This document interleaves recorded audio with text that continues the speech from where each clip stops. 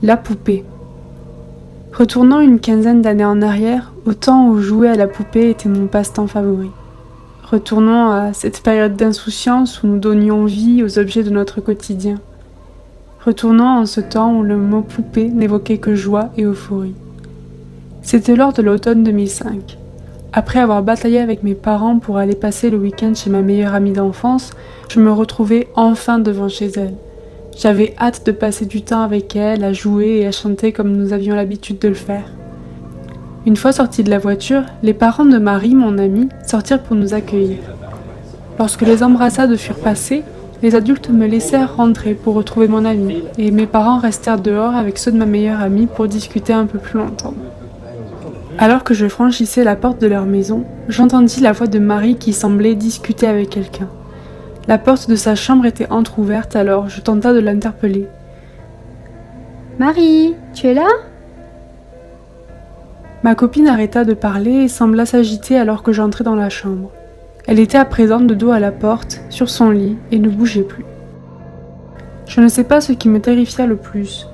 L'attitude étrange de mon amie lors de mon arrivée ou la poupée assise juste devant elle. « Marie, tout va bien ?» Après avoir émis ces quelques mots, Marie tourna sa tête vers moi avec une drôle d'expression. En réalisant que j'étais là, je suppose, elle changea de comportement et redevint la Marie que je connaissais. Elle se leva rapidement vers moi et m'enlaça avec enthousiasme. « Tu m'as fait peur, t'étais bizarre quand je suis rentrée. » « Chut, ne parle pas si fort, elle pourrait t'entendre. » Je la regardais un peu perplexe. Elle ? Peut-être qu'elle parlait de sa mère. Décidément, rien n'allait chez elle ce jour-là. J'essayais de me convaincre que ce n'était qu'une phase, mais malheureusement cela continua tout le reste de la journée ainsi.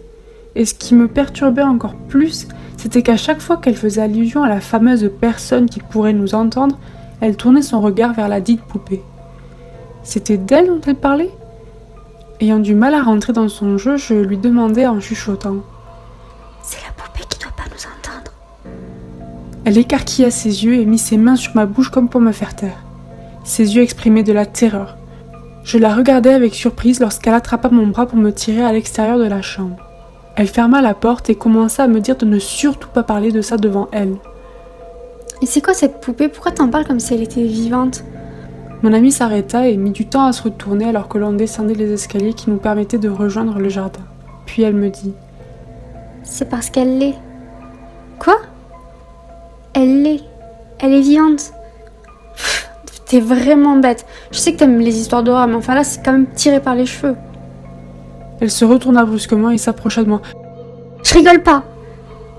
Je rigole pas. Elle avait les larmes aux yeux à présent. J'ai trouvé cette poupée en me promenant dans le square pas loin et je l'ai ramenée à la maison et depuis j'arrive plus à la faire partir. Quoi que je fasse, elle revient toujours. Je sais pas quoi faire. En plus maintenant elle se met à parler et elle dit des trucs super bizarres. Et quoi ?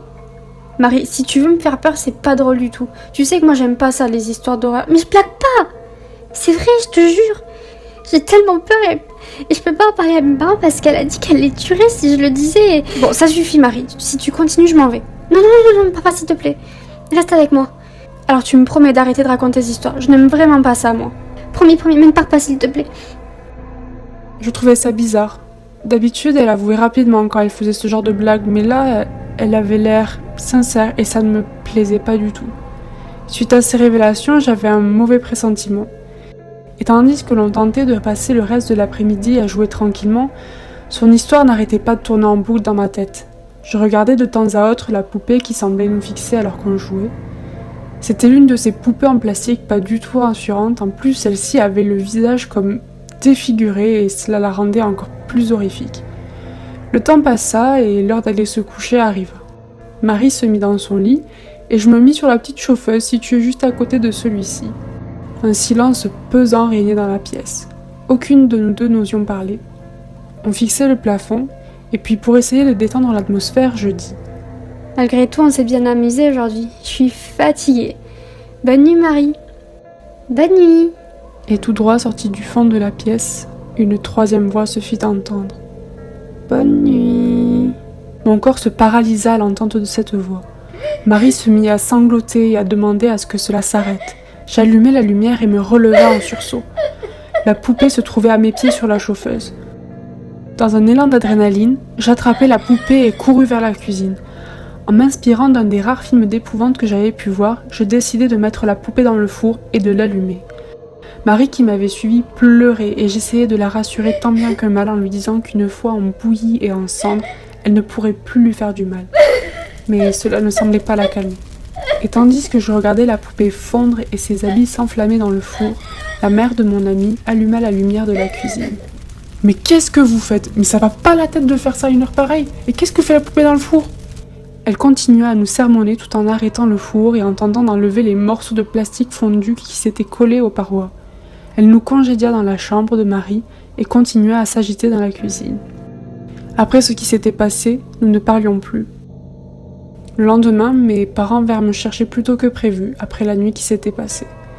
En sortant, j'aperçus une poche poubelle devant la porte. C'était sans doute les restes de la poupée. Et en voyant cela, je commença à presser le pas en direction de la voiture. Après des au revoir très cordiaux, je ne ressentais plus que du soulagement d'être loin de cette maison et de cette poupée. J'allais pouvoir retrouver mon petit quotidien tout tranquille. Seulement, ce soir-là, rien ne se passa comme d'habitude. Car après avoir éteint la lumière de ma chambre et fermé les yeux, je sentis quelque chose se déplacer sur ma couette. Et une voix familière brisa le silence. Bonne nuit.